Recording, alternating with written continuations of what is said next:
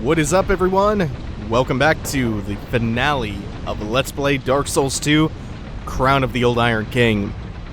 Now, right before I sat down and hit the recording button, I got invaded, so I'm pretty sure that guy's still lurking around here somewhere.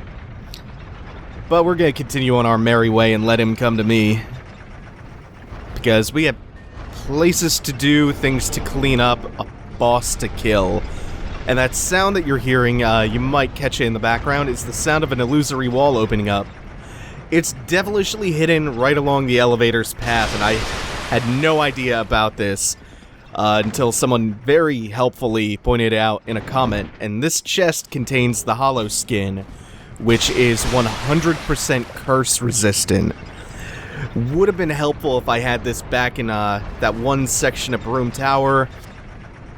Would have been helpful in the room I died in last episode, but hey, the Ring of Binding works almost as well.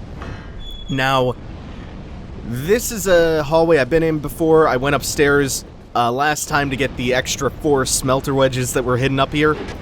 Nate helpfully pointed out that these statues that are emitting gouts of flame are on a track, and if you hit them, they start moving along that track. So I think that's the way you're intended to deal with the abnormally high amount of enemies in this hallway and in the hallway above you. I didn't know you could do that before, so thank you for that hint, actually.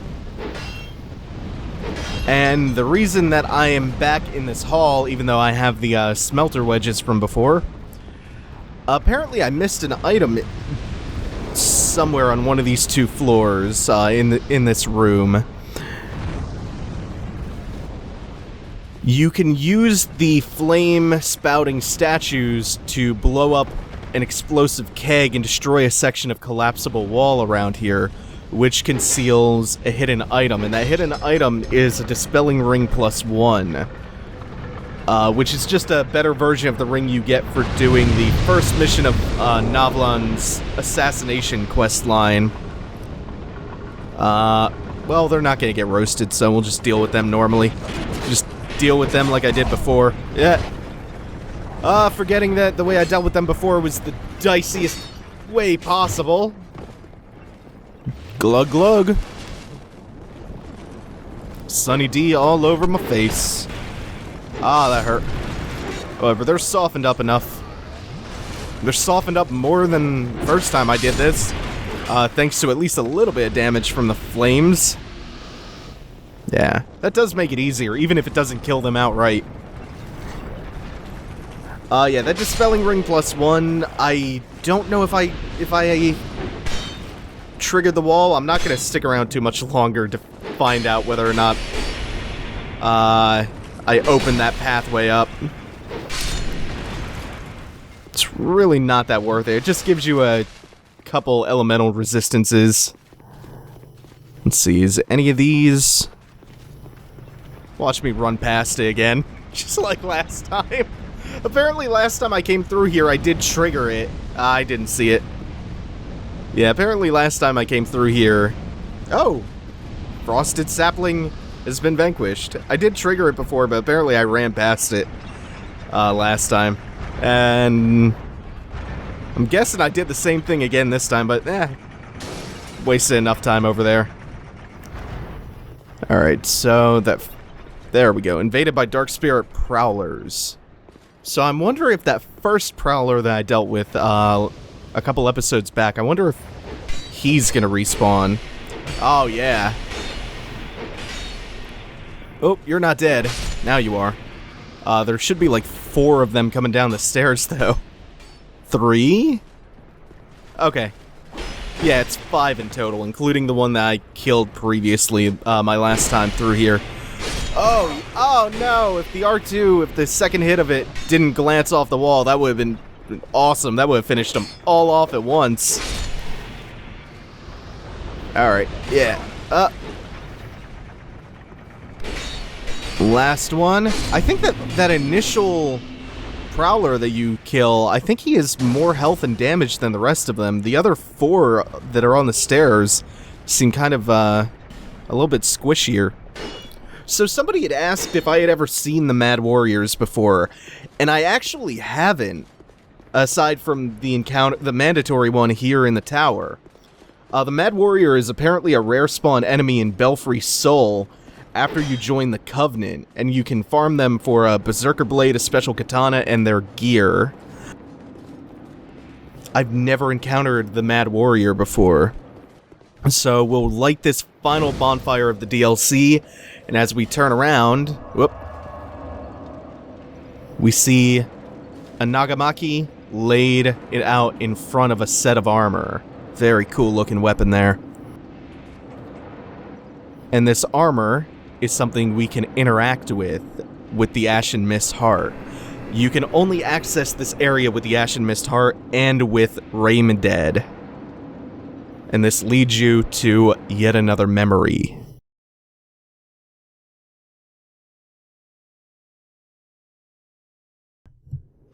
And this memory leads us to the memory of the old Iron King. How the Iron Kingdom was back in the day. And if you're wondering why I'm suddenly missing about 100,000 souls, it's because I just cut ahead and saved you about 4 minutes of my own extreme shame.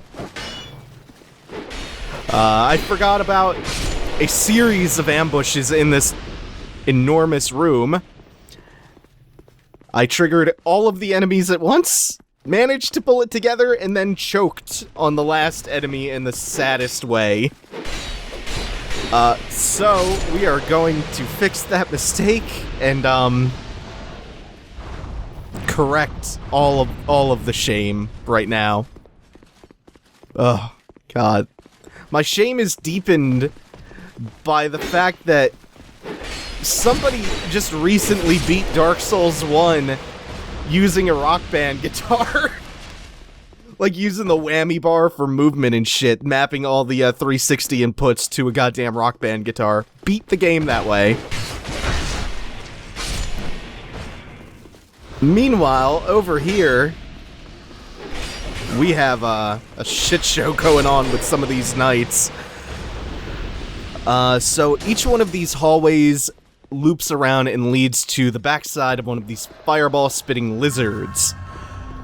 And I thought I remember them having tail attacks, but you seem to be able to attack them with impunity back here. So really, aside from the crazy number of Alonne Knights back here, clever message.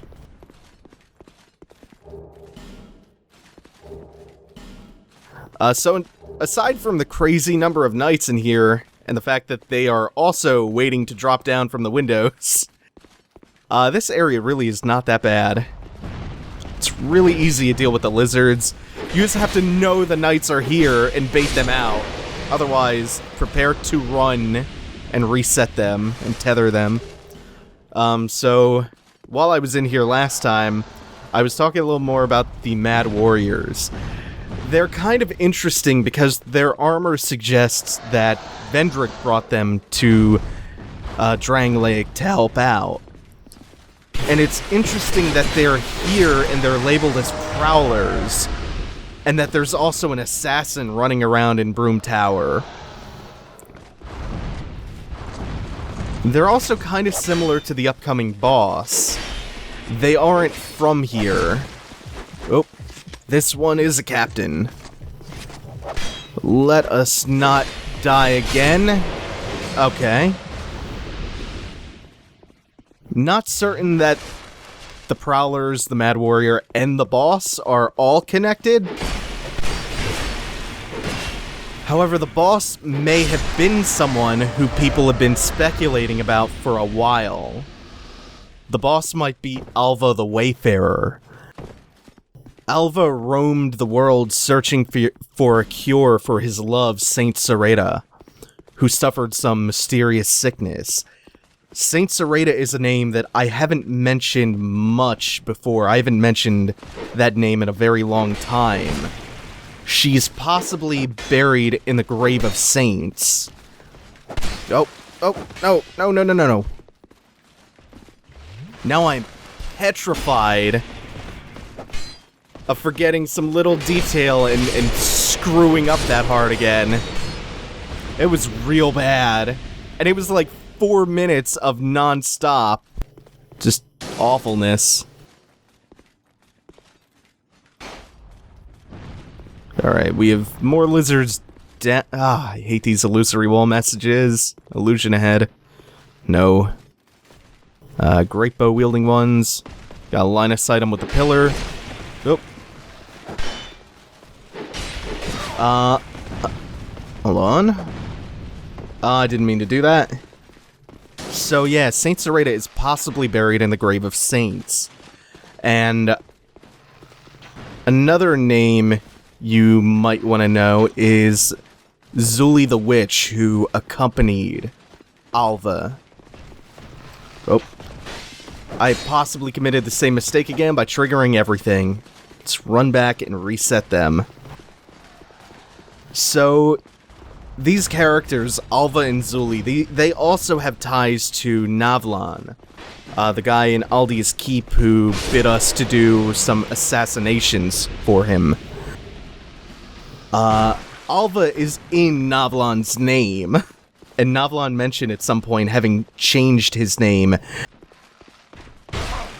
at some point in the past. Now, additionally, you get Zuli's gear from him.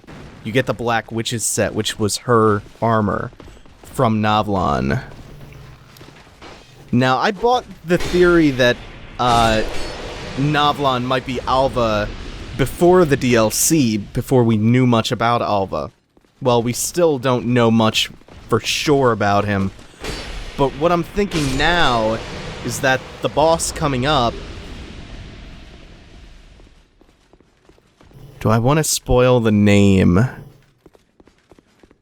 Now, wait a minute. Because we're almost at him anyway.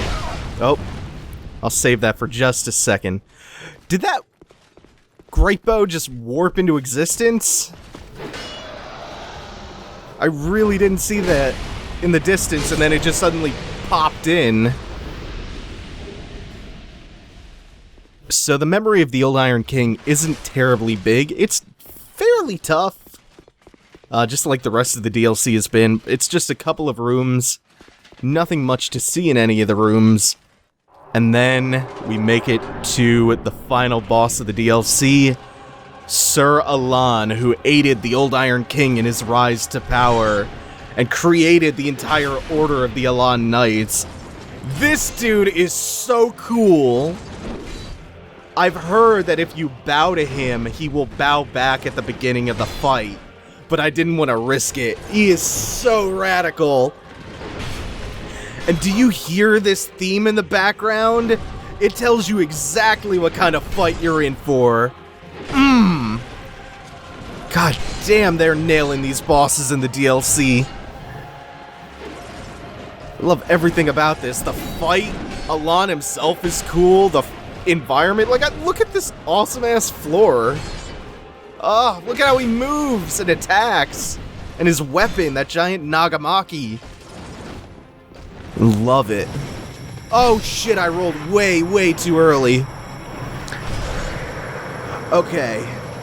Alright, so aside from that, not too bad. He has a huge moveset, and he has some very deceptively long combos, on top of being exceptionally fast. That grab attack, if it hits you, it will also buff him. Shit, that's a problem. And the buff, that was not the time to drink. I thought I had an opening after blocking that attack, but no, he is quick, does a lot of damage, he's very aggressive, builds bleed up. Woo, man, what a fucking good fight that is, though. Sir Alonne is such a huge badass. Shit, I love this fight. They are nailing the DLC end bosses. Nailing them. Oh, you're doing that a couple times in a row, aren't you? So the first time I did this fight, I did it shieldless, which makes this significantly harder. With a shield, though, it's not turning out to be so bad. I didn't have it up, though. He has no non-physical attacks. That is a grab, though, and it will go through your block, as you've seen before already. Now, even though I'm saying that the shield makes him easier, he still isn't quite a pushover. He did 2-hit kill me that one time. Like, his speed is dangerous in and of itself, but then he also has a couple 5 to 6 hit combos, which you are just, like, when you see them for the first time, you are not prepared for that, because so many of the bosses, they max out like 3 or 4 hits, so when you suddenly get Alonne doing 5 or 6 hits in a row, damn, really long combos sometimes. And, ugh, he's aggressive, really aggressive. That charge attack reminds me of False King Alonne. Shit, this is a good fight. So badass, so cool. And then once he hits, I think it should be around this health mark, he also starts changing his attack patterns, and he introduces a few new moves. Ooh. Speed, aggression, the bleed buildup, the grab, and the combos, and on top of that, he's got crazy range with that huge-ass sword.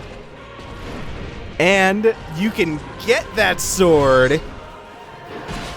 And that sword is one of my favorite weapons in the game. One of my new favorites. That's new. That's dangerous, too. I think that, tried to anticipate it and rolled way too early. It's hard to react to those charge attacks if you're trying to roll through them. It's not too bad to anticipate them and roll right before he starts charging. Oh, God, I thought that was going to be a repeat of that first fight. It's hard to find a good time to drink against him. Also gotta watch out for that bleed up, build up. Alright, there we go. So once he jumps back, you just kind of count out about a second and a half and then roll if you're trying to anticipate it. Oh, man. Like, everything about this boss's moveset is just, he oozes cool.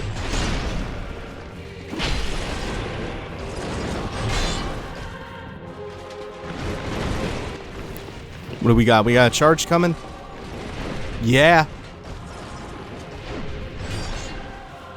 That one felt a little later than the others. God damn, Alonne, you're so cool! That was not cool, though. That was an early roll. Gotta be careful about that, too. Kinda risky, because I don't have to roll against him, except when he goes to do his, grab stab. Just doing it anyway, because it feels cool. It's making the fight more fun, though, that's for sure. You have to roll really late against that attack. Like, the sword is practically through you by the time you start rolling, if you want to roll in time to avoid it. That's scary. And then the follow-up comes so quick. It's really hard to find breathing room. If I stop taking risks, though, and I just play the rest of this out safe and lame, I'll have no problem finishing this. I shouldn't... Oh, that was, again, a risk.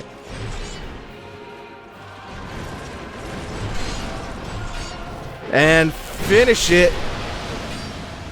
Oh, man. That's so good. If you beat him within a certain time limit, and without getting hit, he will take that cool, huge sword, and he will commit ritual suicide at the end of the fight.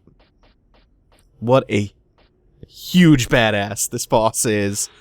Soul of Sir Alonne, who once served the Old Iron King. Sir Alonne came from an eastern land, and became the king's most trusted knight. I wish I told you more about him.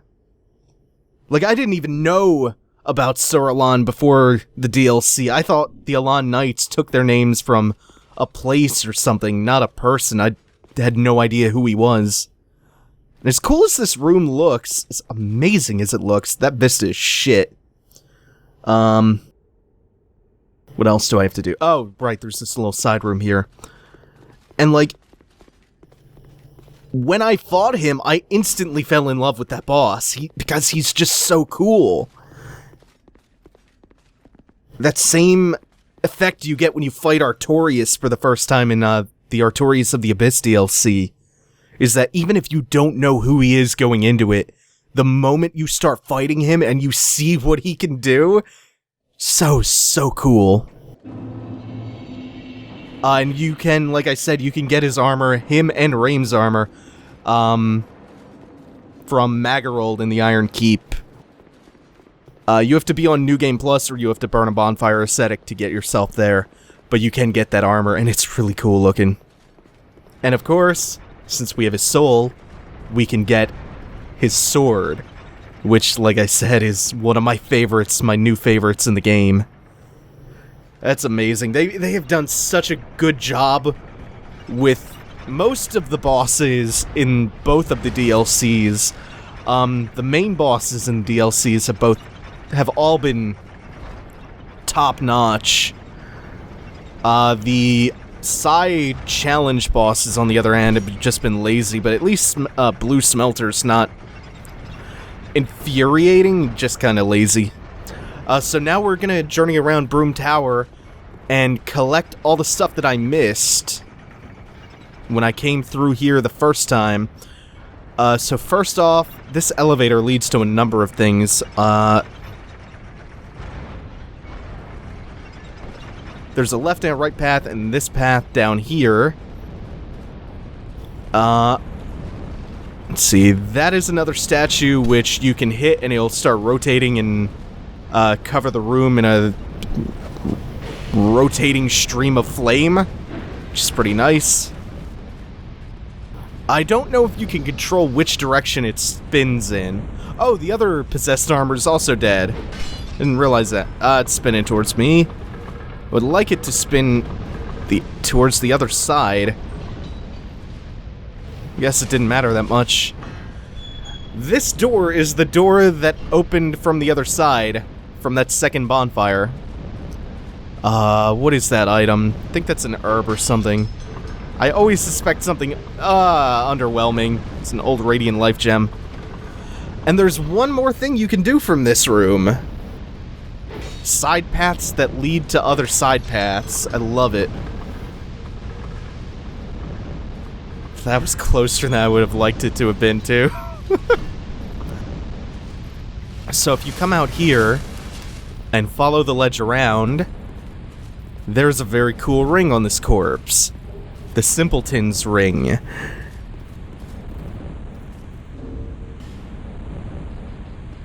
Oh, I still have the Ring of Binding on. Whoops. So, let's see.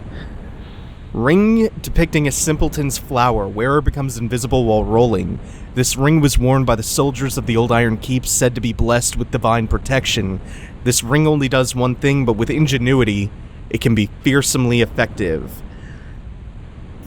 The Simpleton's Ring is this game's equivalent to the Dark Woodgrain Ring. It changes how your roll looks, and it also makes it better.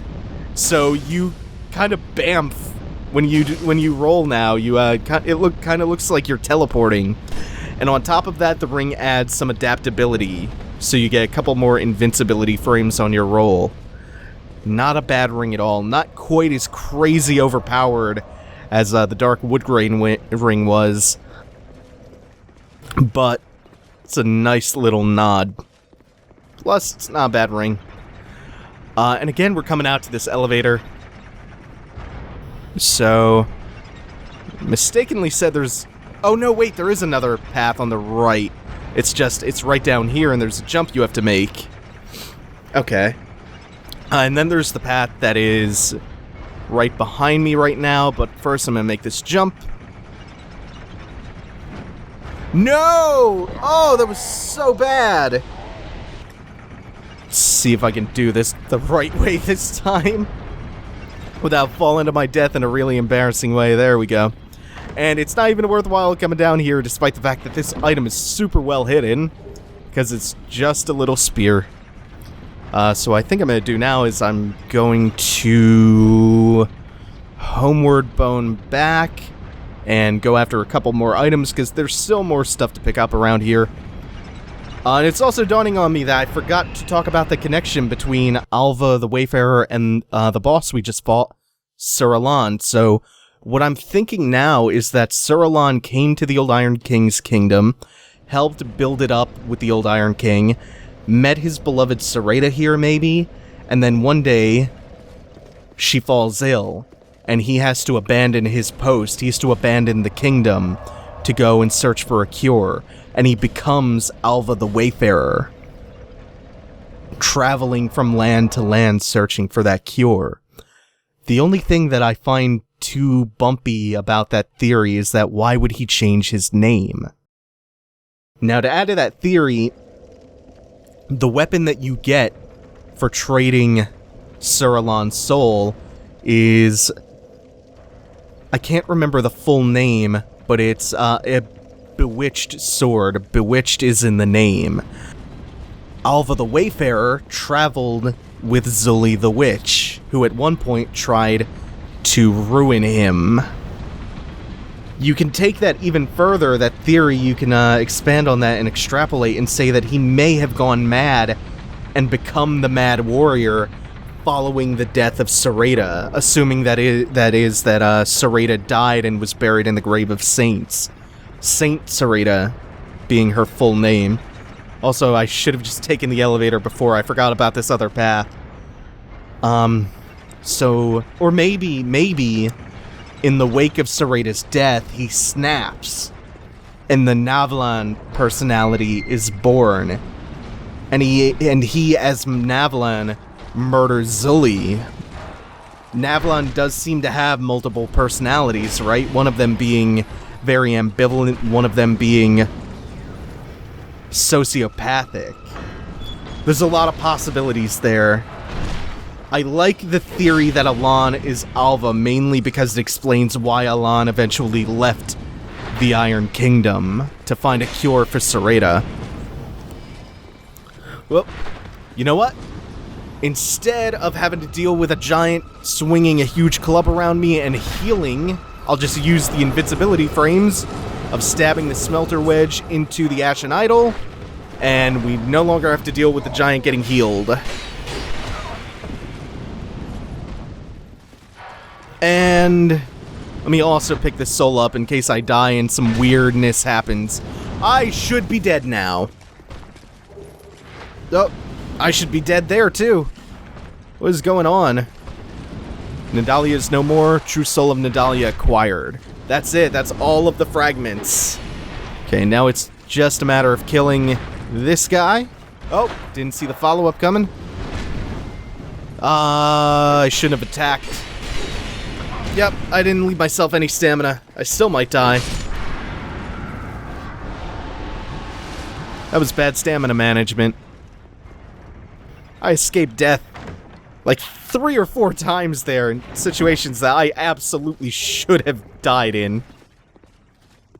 Absolutely no reason I should have lived through that. Whoops, meant to pick up the item. Closed the door by accident. Flame butterfly, not...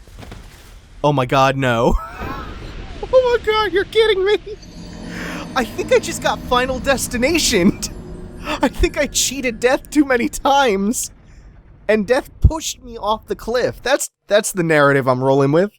I didn't just absent-mindedly run off of a cliff.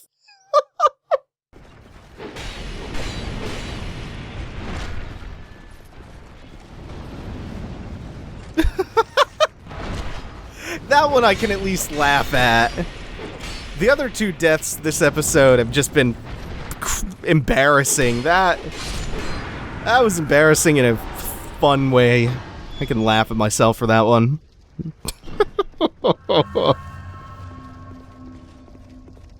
Man, how does that keep happening? Okay. Okay, Dave. Just don't run off any more cliffs. We'll be good.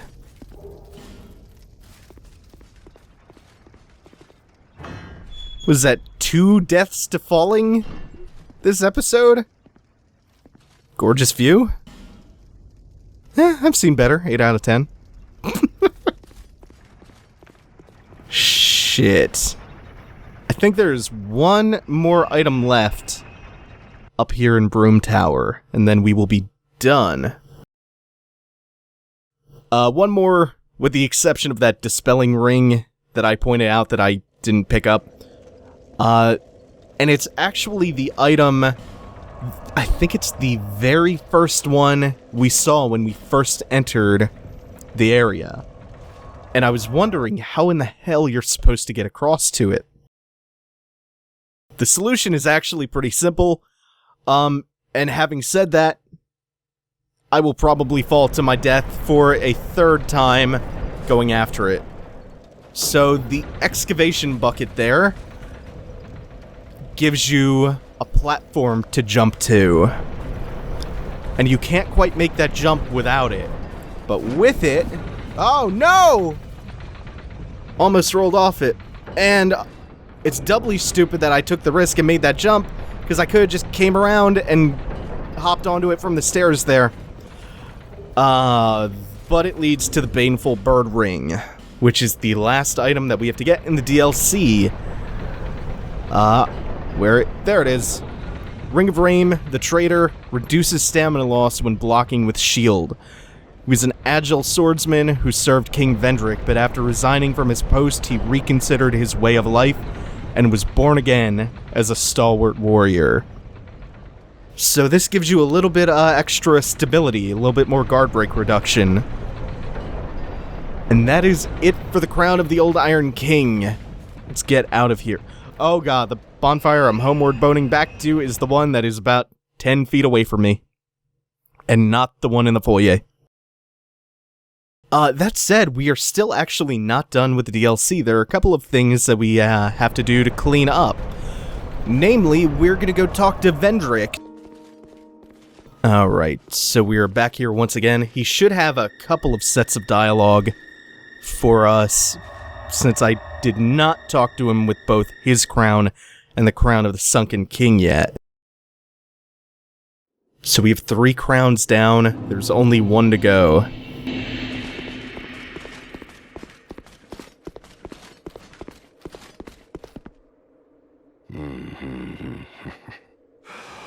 Seeker of fire, conqueror of dark. I too sought fire once. With fire, they say, a true king can harness the curse. A lie, but I knew no better. Seeker of fire, you know not the depth of dark within you. It grows deeper still, the more flame you covet. Flame, oh, flame. Is that Marvelous Jester's voice actor? Seeker of fire, I see you've subdued another foul creature.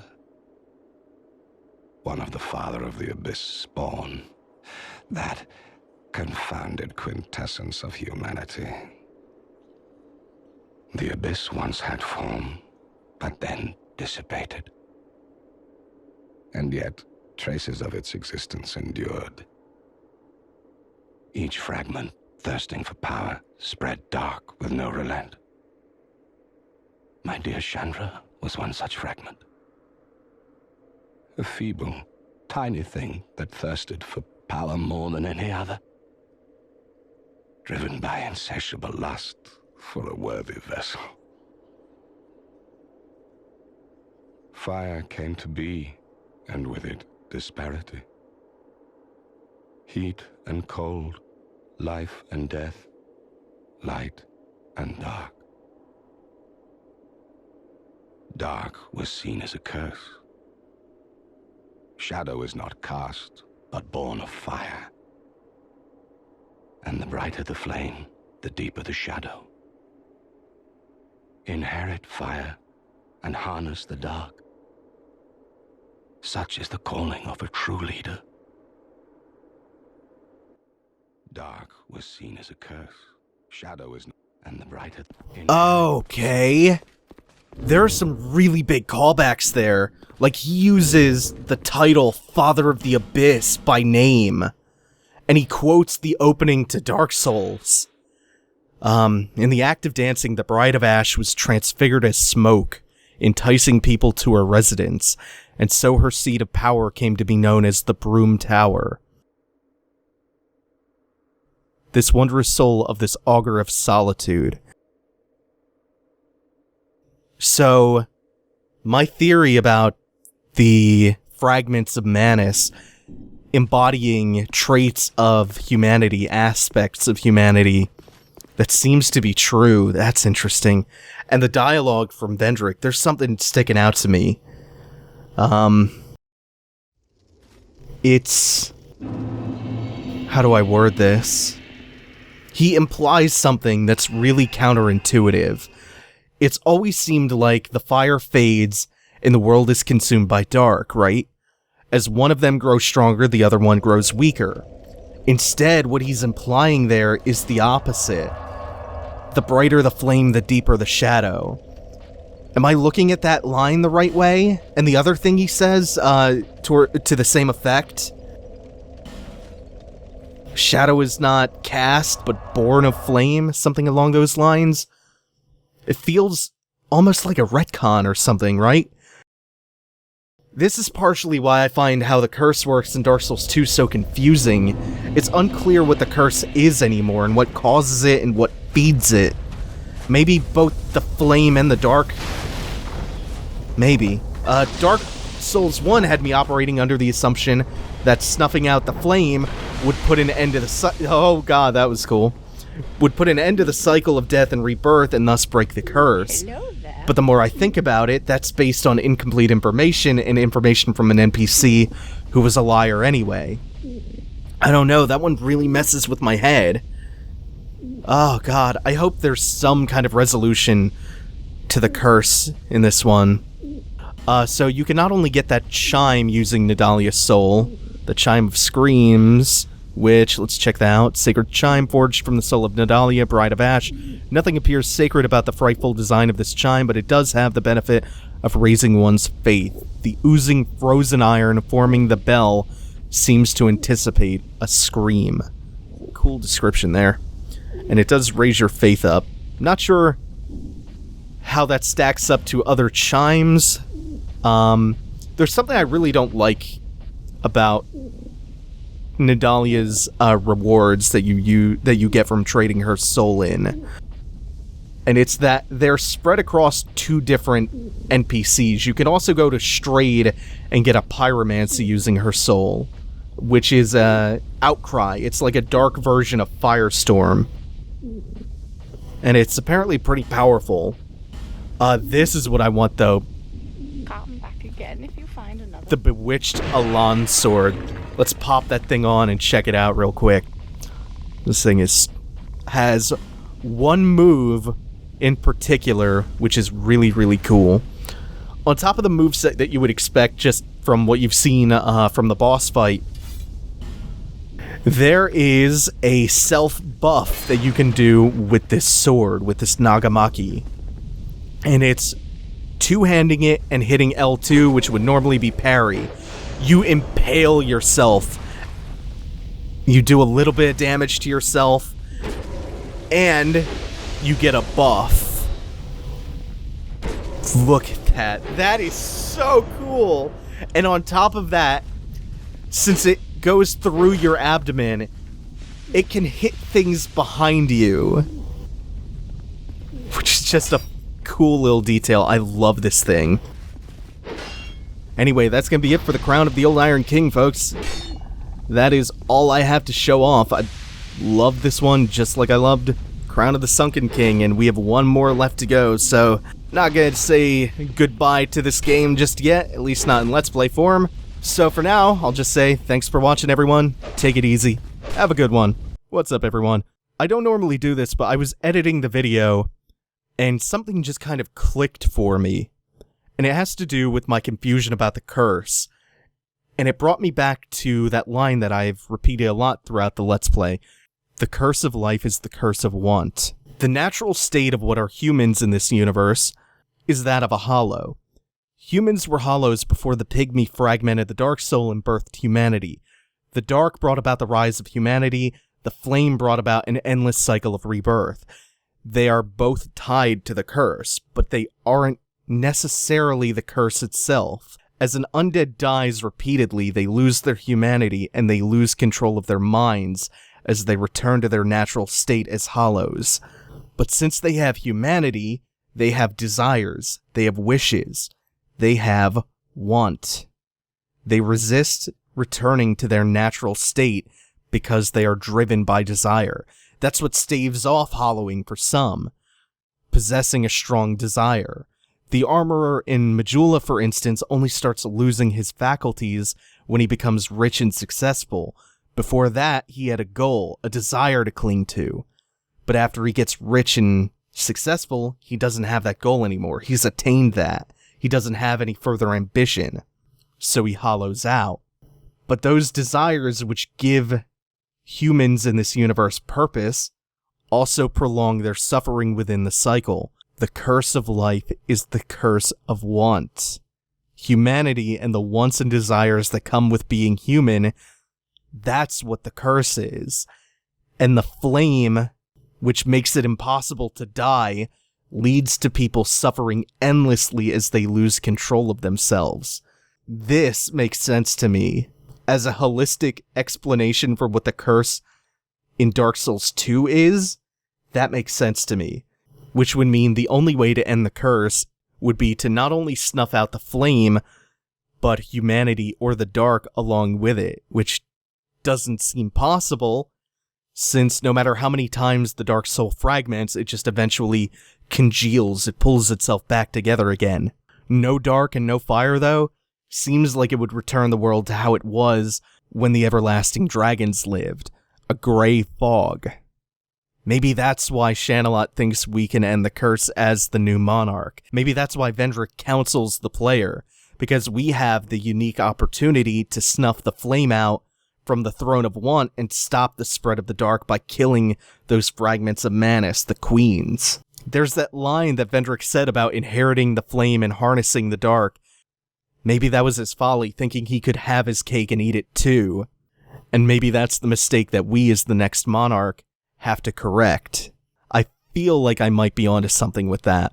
Or I'm just way overthinking this and the curse is actually just way simpler and it's just hollowing out, which is only possible since you can't die due to the flame, and all the fragments of Manus, by inflicting you with the curse, aren't imparting something on you, but merely speeding up the hollowing by taking away what little humanity you have left.